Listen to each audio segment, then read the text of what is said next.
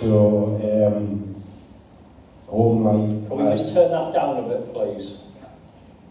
Home life, I there was my mum, my dad, my younger brother, me. I was 8 years older than me. My younger brother, I couldn't do anything right. Slaps, beatings, everything. Christmas, my Christmas dinner was like, put on a plate and go and have it in your room, everything like that. I never knew why, I was never told why, I was just like, you know, black sheep or etc.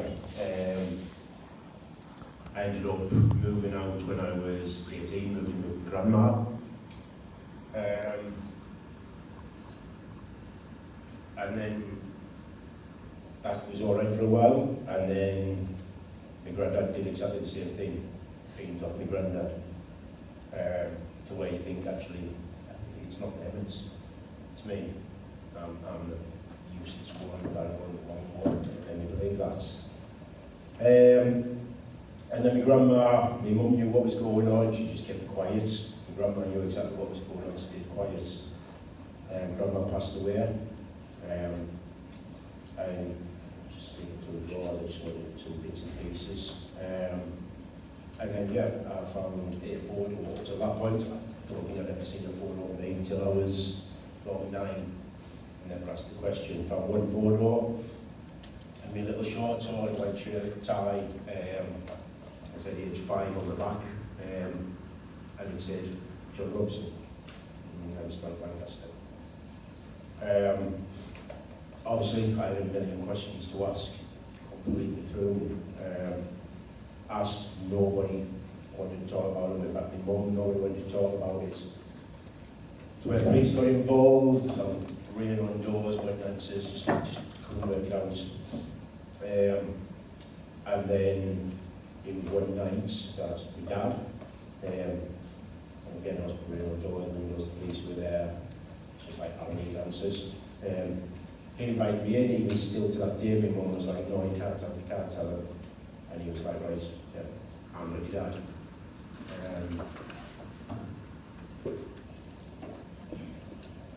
So, and my brother was my stepbrother. So that had obviously an effect.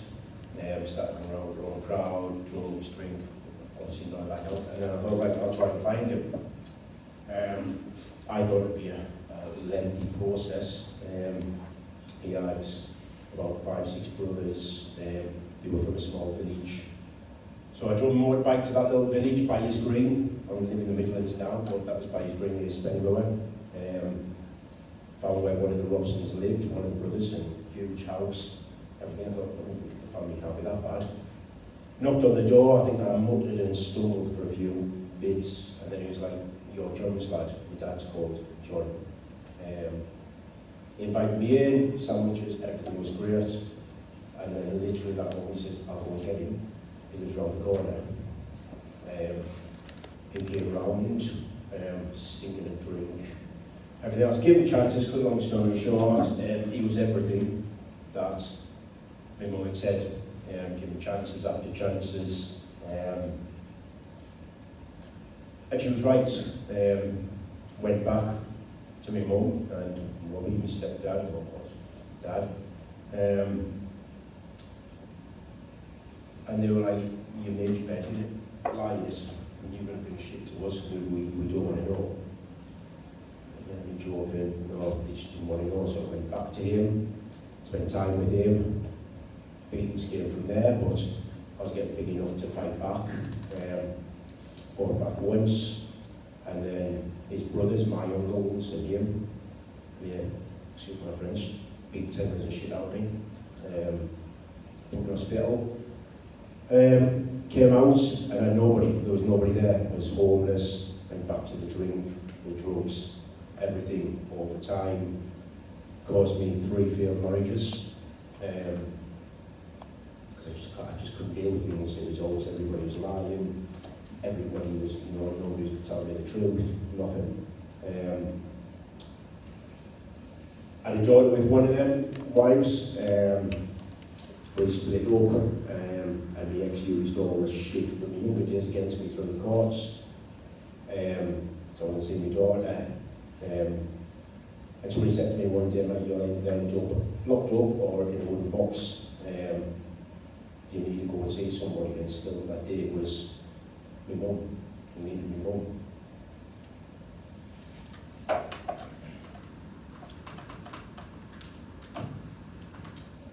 So, back to back in Burton, I moved back to the northeast. And somebody told me, I got off the bus station, Dean Bank, Real, and somebody said, oh, your mum's got cancer. And my mum had cancer twice before, and she beaten it. I'm as stubborn as my mother, and was like, she'll be alright, yeah, she'll get over it, and there's all the time in the world. Left it while I looked for a job and tried to settle back down again. Roughly about 5 weeks later, I was out in Darrow, and of all people, I bumped into my real dad again.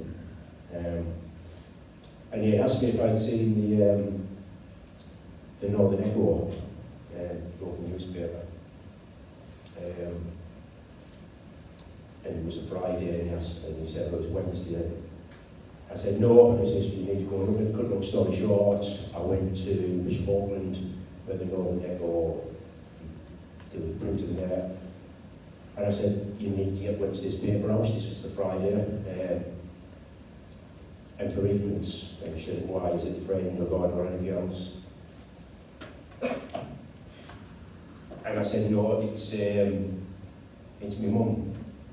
And yeah, my mum was dead. One, it was him that told me.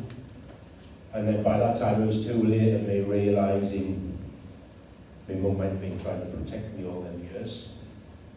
And shit I caused her, and stress I caused her, and everything else, developing some cancer and with all that.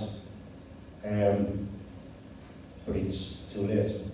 And still to this day, I came up without him, and we went down to bread and flowers. And yeah, I can't move on. You've heard leave the past in the past and everything else, and yesterday. And I can't, because if I do,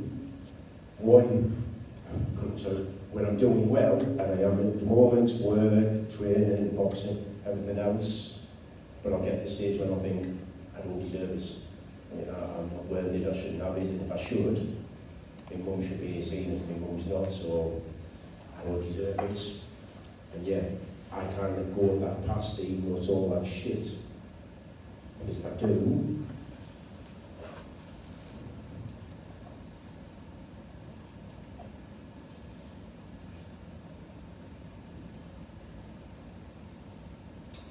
do, let my mum go, then I'll do that.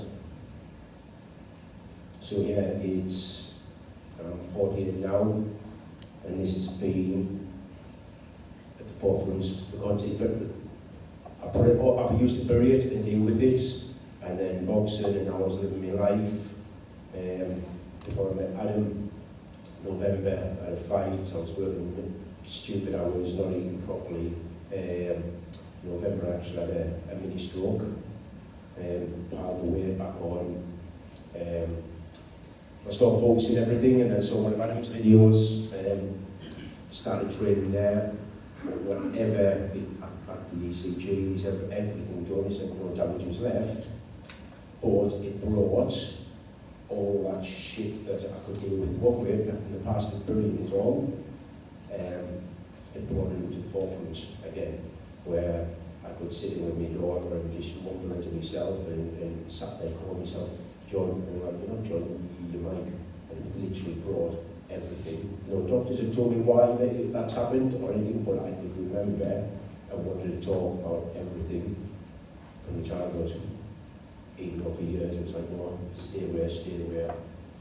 And then it got to the stage when it was there, I didn't like it, and I'll be open about it.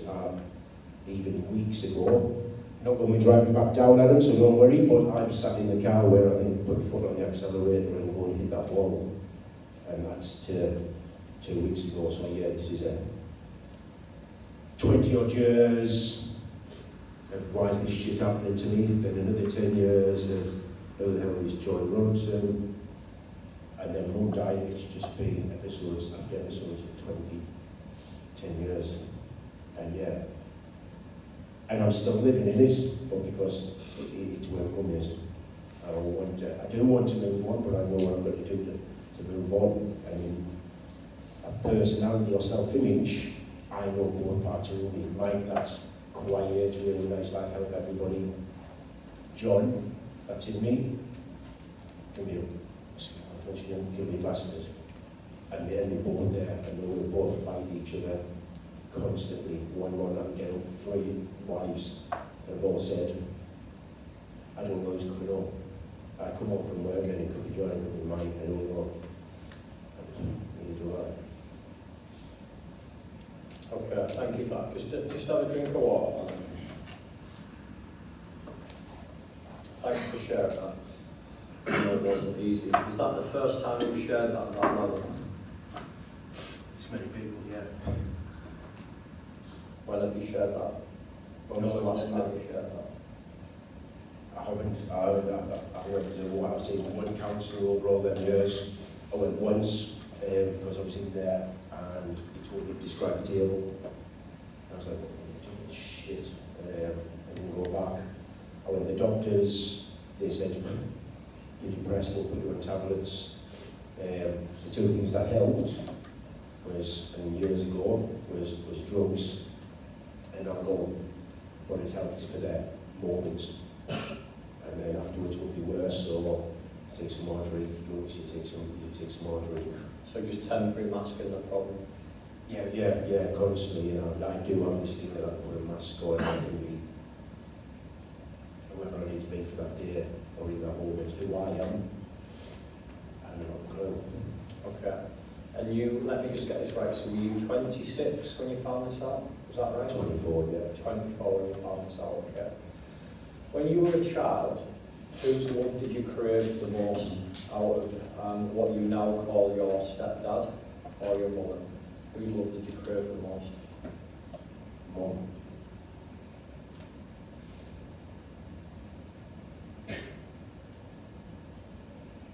Why did you crave that love?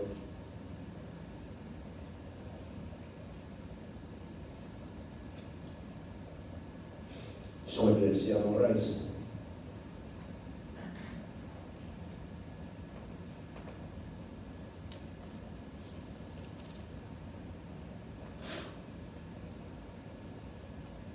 take your time.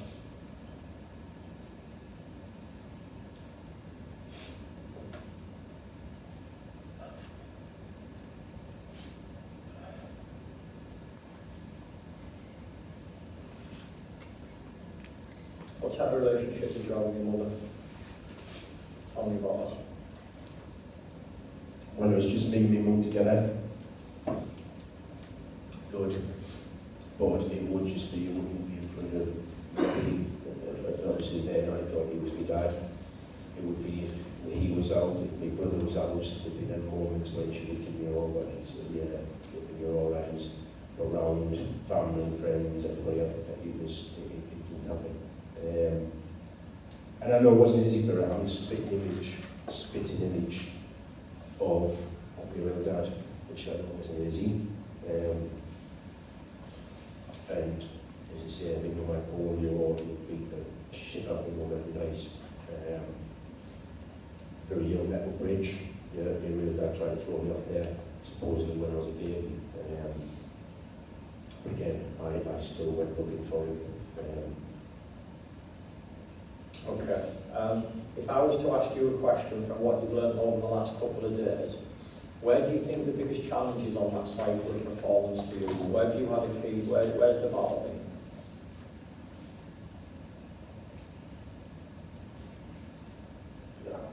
Realising who I am, yeah, that self-image piece, and trying to realise I'm me now, I'm me, and then, but again, if I think I'm me, well, is that John because of his family? Yeah, I mean, they were travellers, they were completely different scope, polar opposite to what my mum and Robbie were. Where's that put me? Mixed up. Okay. If Adam Stretton had have, because you've got a lot of respect for Adam, right?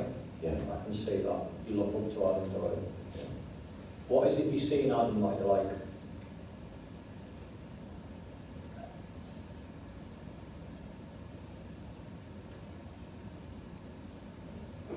He pushed me. He pushed me. I've trained it out of I saw Adam's videos. It's not just about the boxing or kickboxing. It is the mind stuff. He'll try and get the best out of me. And if I'm doing that, he'll tell me I'm alright. Yeah, I need to see how it is. He won't try and monitor with all this here. Those doctors that just go to his tablets. I've spoken with Adam, and he just says it as it is. And you like that? You like someone who says it as it is? Yeah. The honesty thing, again, it's so many years, but it's just lies of people that love me, and then spent years of, or still to this point, of self-destruct, as people say, if something's going well, no, it's not. It's going to fuck up. Yeah. Something's going to go wrong. And when it does, and that's usually because of me, because I'll make it go wrong, then I would say, I told you so. Yeah. Can't get away with that. Okay, so he doesn't take the bullshit. So, what do you see in Adam that you see in your mum?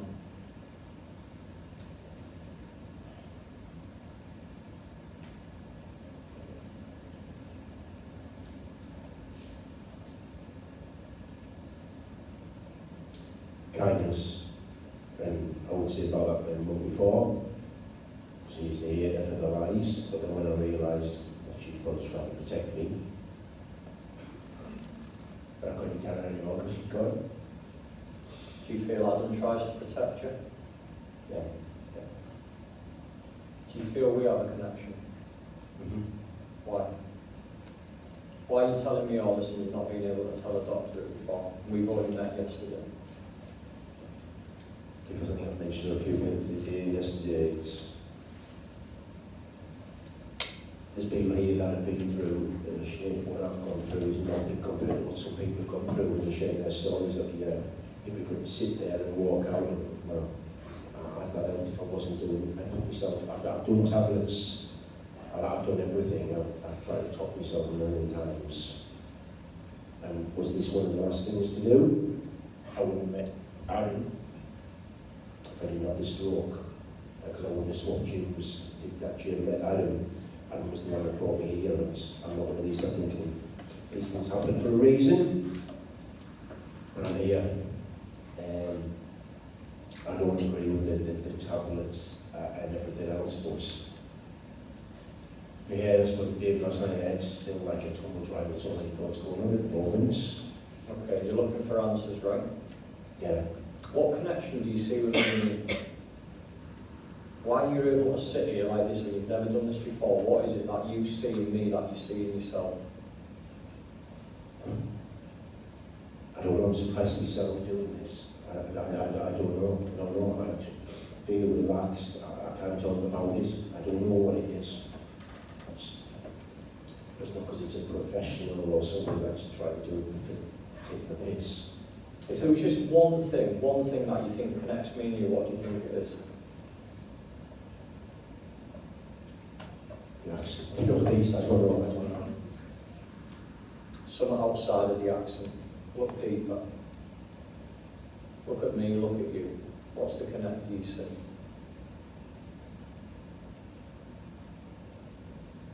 Why do you connect with Adam? What is it about your values and your model of the world that you connect with Adam? What is that?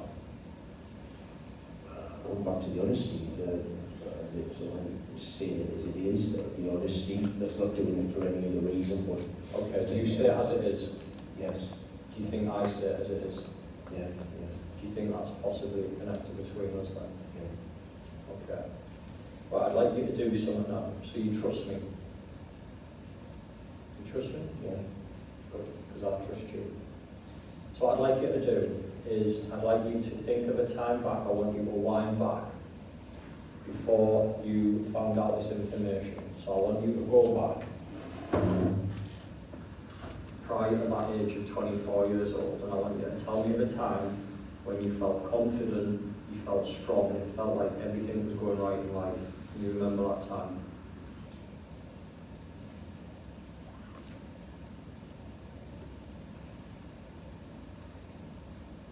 Yeah.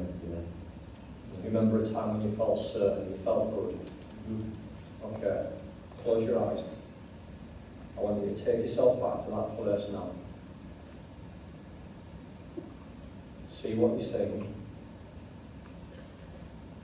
Hear what you heard. Feel what you felt.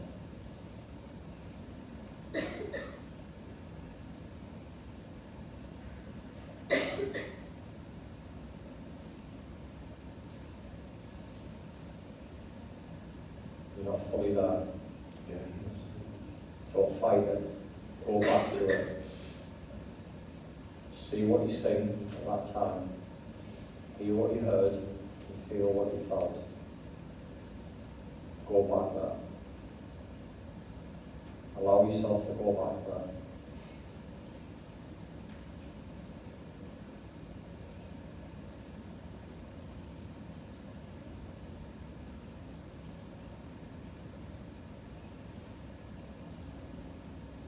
Hear what you heard. See what you're seeing. Feel what you felt. You're still not there. You're fighting it. Relax.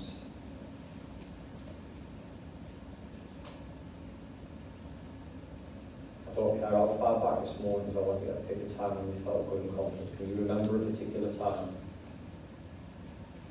Can you remember a time when you felt good?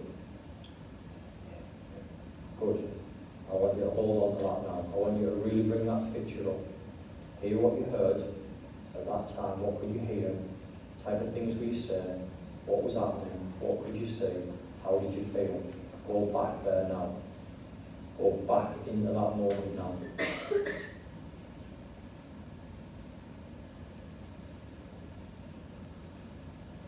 Now you're there. Stay there. All that thought.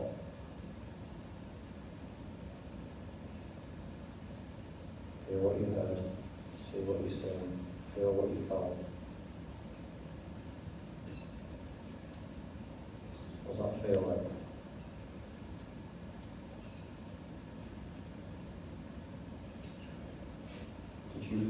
Did you physically feel your physiology of your body change?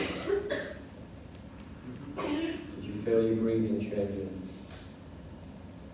Hold that place now. I want you to stay there. Go back there now. Really go back to that moment. Hear what you heard. See what you seen. Feel what you felt. Go back to that point where you felt strong and confident.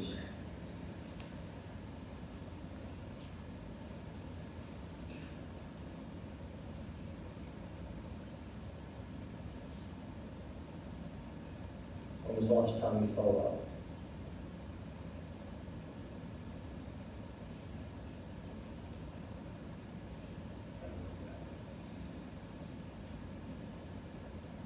Years ago plus? Can you see that that's still inside of you? And all of this shit and all of this baggage that you've put around yourself, like you've been carrying, you don't need to, because you're still inside there. And it shows that it doesn't matter what your name is, Michael. Let me ask you a question while you're in that state. If Adam Stretton had introduced us last night, and my name was Peter Jones and not Stephen Green, would it have made any difference? Think of me as a person now, what I've done on the stage today. If all day I'd have been Peter Jones, does that label make any difference at all to who I am and what I've done over the 2 days?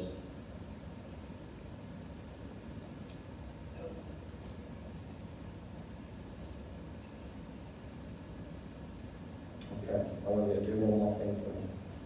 Keep your eyes closed. Do that. Just relax.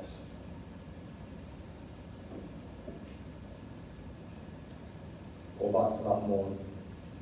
Really take yourself there. Hear what you heard, see what you seen, feel what you felt. Go there and feel strong. Good. Stay there.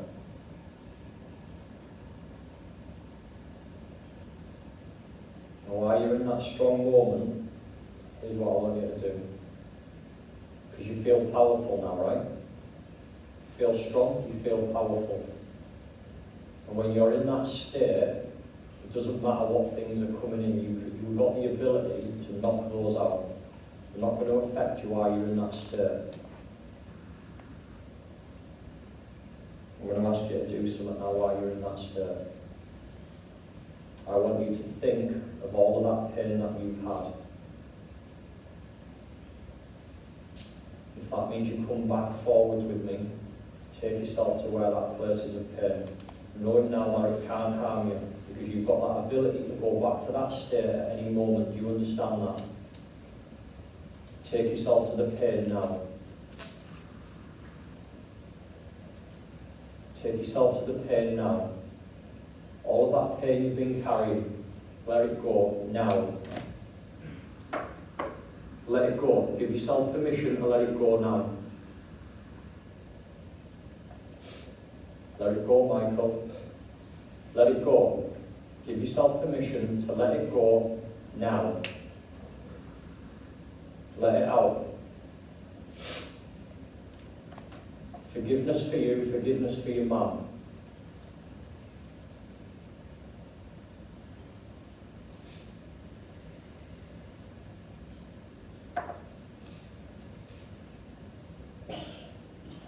All that pain that you're feeling, that's still there now.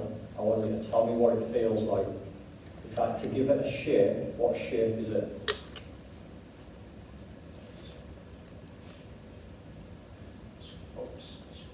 It's a square box. How big is that box?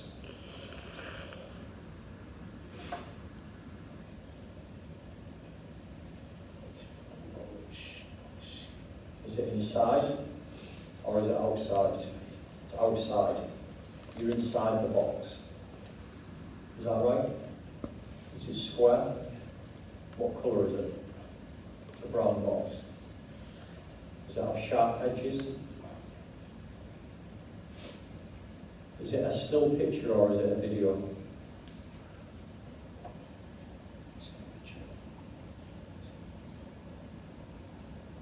Is it static or is it vibrating?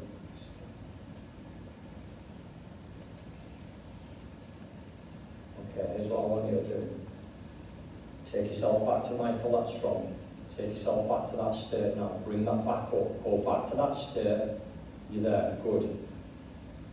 See what you're seeing, hear what you heard, and feel what you felt when Michael's strong. Go back to that point again. Take yourself there. Know you've got the strength to go back there. Okay. We're going to go back to the brown box. Here's what I want you to do. That brown box, I just want you to change the colour of it. So I'd like you to dumb the colour down. Could you make that brown box white for me? Can you do that?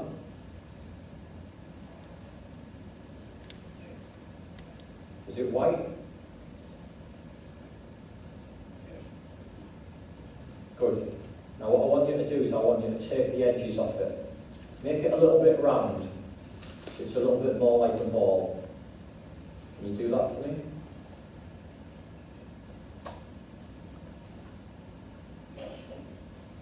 Okay. I want you to imagine that you've got a dial, you know, like on a washing machine. I want you to imagine you've got a dial, and we're going to change the size of that ball. We're going to bring it down a bit. Okay, make it smaller.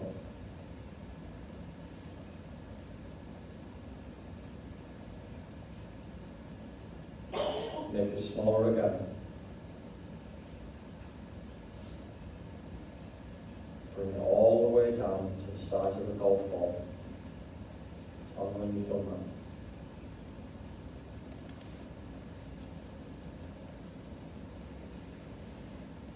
I'm going to bring it down even smaller. I want you to bring it down to the size of a bouncy ball, a small bouncy ball.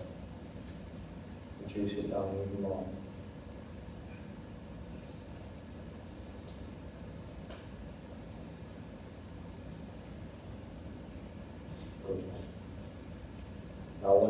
imagine that ball is coming out of your body and it's now external to you. You see it in front of your hands. Move it from outside of your body and move it close to your hands. Tell me when you've done that.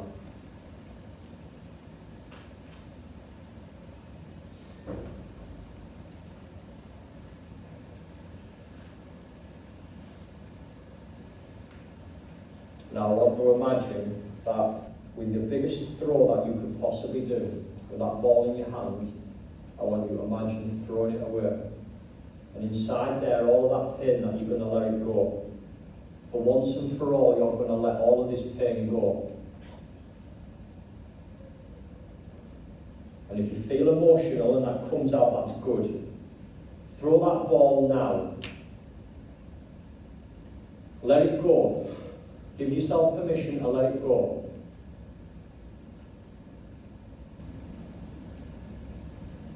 Let that emotion go, it's good. Good, well done. Let it go, buddy. Let it go. Give yourself permission, let it go. Let it go, don't fight it. Let it go.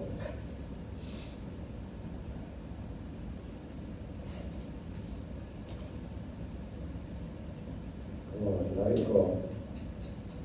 Let it go.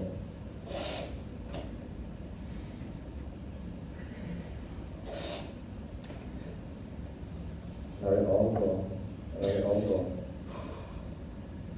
Let it all go.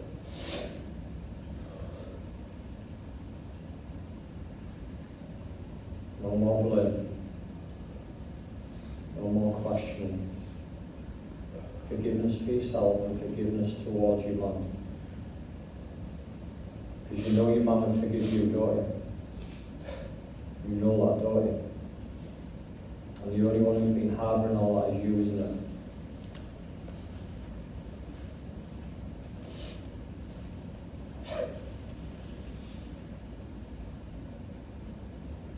Let it go.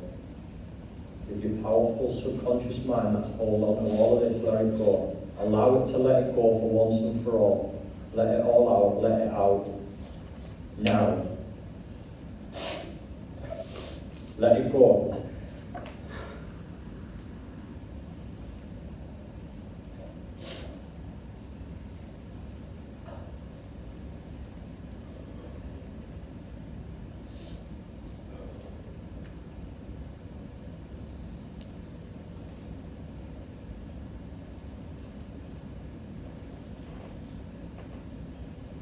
Breathe, good. Now here's what I want you to do. Now that you've let that go, now that you've let that pain go and you've forgiven yourself for once and for all, because you know you're powerful, don't you? You know what you're capable of doing when your mind's set strong. I want you to take yourself back to that state now. Now that all that pain's gone, show me, let's see that fire in your belly and take yourself back to that state. Hear what you heard, feel what you felt, and sing what you sing. Take yourself back there now. Take yourself back to Michael that's strong. Good. Tell me when you're there.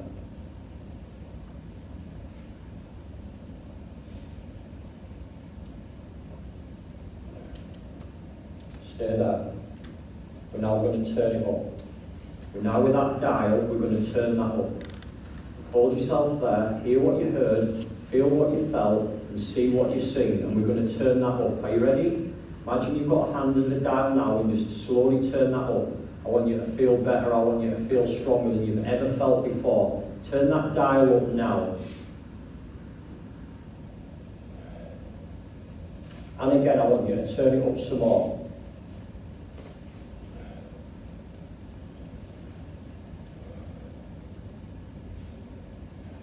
One last time for me, Michael, turn that dial up. Turn it up to the highest setting. Turn it right fucking up as high as you can turn it. Turn that dial as high as you can fucking turn it. You feel good, you feel strong, yeah? Nothing gets in Michael's way when he feels like this, does it? Nothing. And now that that pain is gone, and you know you can tap into this at any time, it's there for you.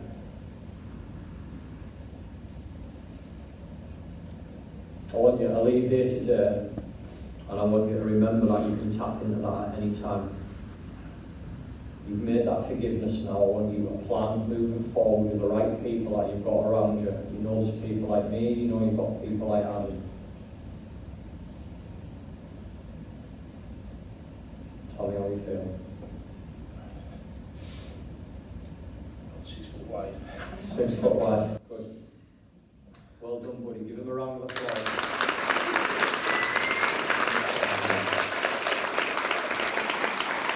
Thank you.